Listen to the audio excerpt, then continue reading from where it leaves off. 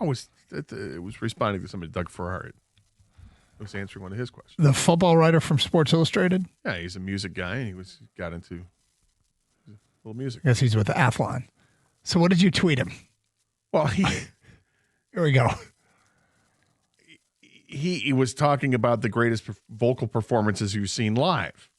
And one he brought up was Corey Glover, the lead singer of Living Color, at some show that he did at the Moore Theater in Seattle. Okay. And then I responded with, best one I'd seen or heard was Jeff Tate from Queensryche back in the early 80s when they opened up for Kiss on that tour and burst on the scene, and all anybody could talk about was, I don't know, the band's pretty good, but geez, that singer's amazing. Really? Mm-hmm. Okay. Where did you see this show?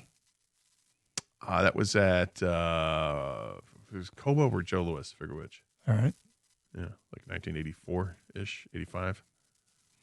Okay, cool. I just wondered what the hell you just tweeted out and why. Well, can't you follow along and see what I can, but I wanted to do it on the air, Gator, so I just asked you the question on the air.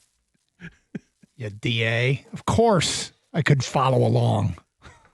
I want to know what your reasoning for it was. Yeah, I mean, different story now. Jeff Tate's voice is not the same as it was. What happened? Well, he got older. And, when you're singing at...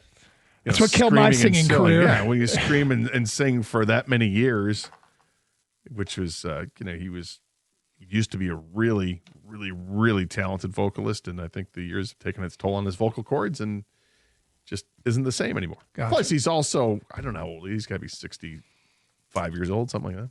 Doesn't have quite as much juice, huh? No, but still tours and gets things done. Does he? He still has something left in him.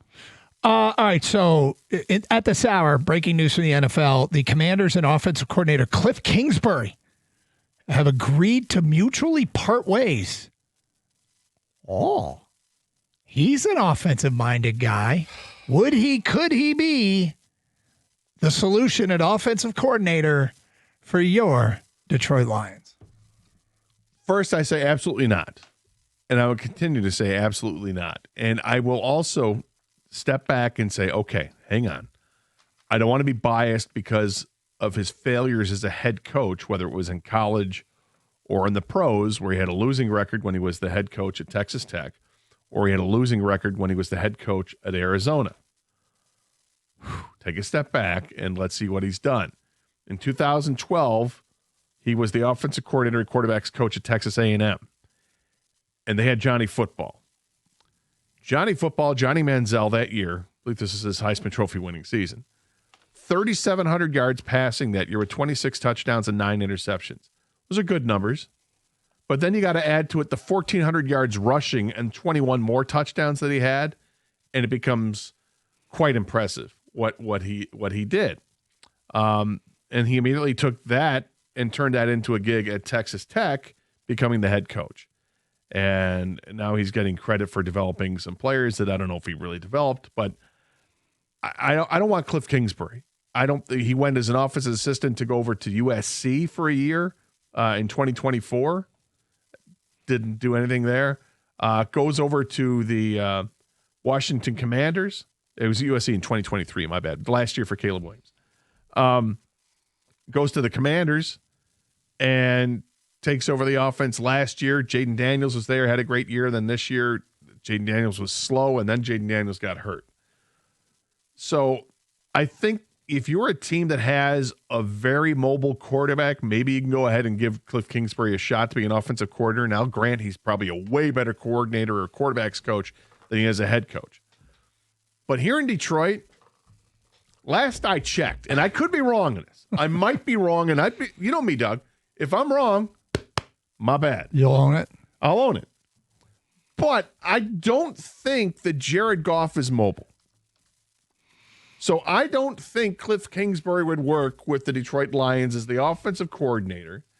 Keep in mind, as the offensive coordinator with the Commanders this year, the Commanders had a robust 20 points a game, almost 21. And people are complaining about the Lions because the Lions only averaged, 26 points a game under Dan Campbell? Yep. On the season. So 28 points a game as the whole.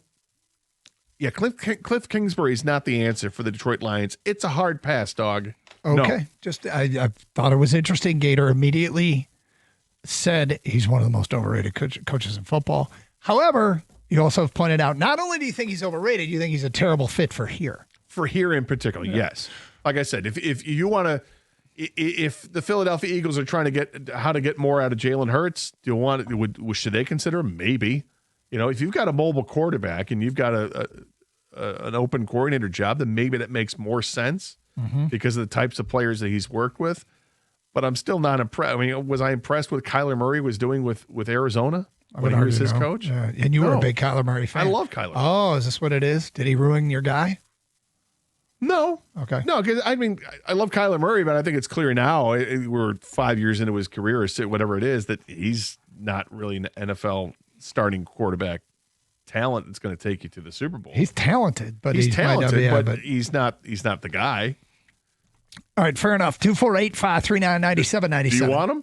Not particularly. Okay. I just I wasn't quite as quick to slam the door. You've made some good points though. Kyle in Royal Oak. Hi, Kyle. Hey, how you guys doing? Good, sir. Good. Happy New Year. I don't know how long you're supposed to sit up for, but I think for at least a week.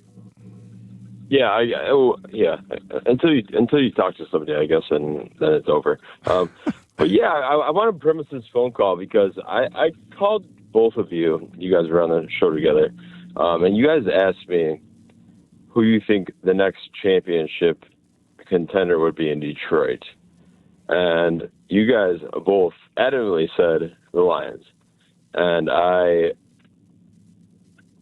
adamantly disagreed. I said that it was going to be the Pistons, the Wings, the Lions, and the Tigers. When was this asked by Yeah, do you remember reference? what year? This was about 5 weeks ago. 5 weeks ago? I don't even remember doing that 5 topic. weeks ago, but okay. Yeah. If you had said All before right, the well, season, I think I would have agreed with that. Yeah, because I didn't expect the Pistons to be as good as they were at this point, which clearly the Pistons are. 5 weeks off ago, to a I think great there was start. plenty of doubt about the Lions. Yeah. I don't know how adamant it would have been. But anyway, that's beside the point. Are you calling because you want us to say you're right and we're wrong? No, Okay. no, I don't like to have those talks. Who's right and who's wrong? But I feel like the Pistons have the best chance by far. Still do have had that feeling for. So let me back up to what our question is, because the question is: are you comfortable with the statement that the East goes through Detroit? Not only are you comfortable, you're saying you've been comfortable with that statement. Being comfortable, yes. Yeah. Yes, When did you first say I think this is the best team in the East? Probably a week before I called you guys. Okay. Whatever that was. Thank you, Kyle. 248-539-9797. Gio is next on 97.1. Hi, Gio. Hey, guys. How you doing today? What's up? Talking about the Pistons. So, I've been a fan since 1988. There is no team that goes into the playoffs and wins with one All-Star. So you got New York with two All-Stars. You got Cleveland with two All-Stars. Then you go to the West Coast, you got Denver, and you've got OKC. You're not going to beat any of those teams in a 7-game series unless you bring in an All-Star. Why? Because the history shows it. Okay. You don't think Jalen Duren's an all-star? No, not yet. Okay. He needs a few more years. So let me be clear, Gio, just to be clear here. This is a documented fact that no team has what without two All-Stars has gone to the NBA Finals or has won the NBA? Or is it not? Probably either. Probably either. Probably or a fact? Allen Iverson in 01, I believe, got there with Mutombo as his co-star, but they got killed. The Lakers killed them. I mean, yeah, you could probably get to the finals if you're lucky with injuries and all, but this team as is a really good team. It's not going to win a championship unless they bring in another All-Star. Well, there's a couple things about this. One is keep in mind we're not talking about winning a championship. We're talking about winning the East. Two is, this is a fascinating argument, Gio. I just want to know if it's factually correct, because you've used the term probably and you've cited a case where it's happened. If it's factually correct, it's really fascinating. But is it factually correct? Other than Allen Iverson, which team got to the finals without a co-star? I think the Pistons may have won a Yeah, championship. did the Pistons have an actually all-star? without having a single all-star? Were the going to work Pistons, any of those guys all-stars that year? Hold on. Ben Wallace was an all-star. Not. Chauncey I Billups don't was an know. I all-star. don't know if they were all-stars in that championship season. They were all-stars They after. became all-stars. I don't know if they were in that season. Well, do they have to be in that season, or do they just have to have that experience? I don't know. You brought it up. Yeah, this is Well, in my your gig, man.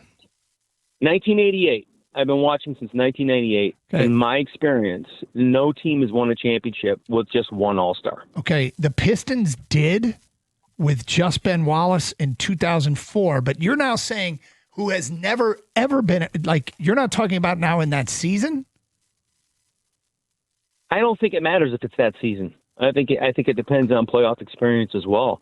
But that going to work team with Rasheed Wallace and Ben Wallace, Chauncey Billups and Rip Hamilton, those guys were all-star caliber players. Okay. But you're pushing the goalpost. So I just changed it again. Yeah, I mean, All-star the first caliber. one I threw at you was Jalen Duren an and you all-star said, caliber no, not player? yet. Okay, so is he potential to be? So I'm just looking at this. The 2004 All-Star team, the year the Pistons won it all. They only had Ben Wallace on it. Ben Wallace and they traded for Rasheed, and he was not a All-Star in the West. No, Rasheed had been an All-Star twice before, Yeah. but you had to go back to 2000, 2001 with Portland when he was an All-Star. His argument sort of morphs. I guess his point is he was in favor of them trading for a star, but 2004 Pistons won an NBA title with one All-Star in that season. 97-1.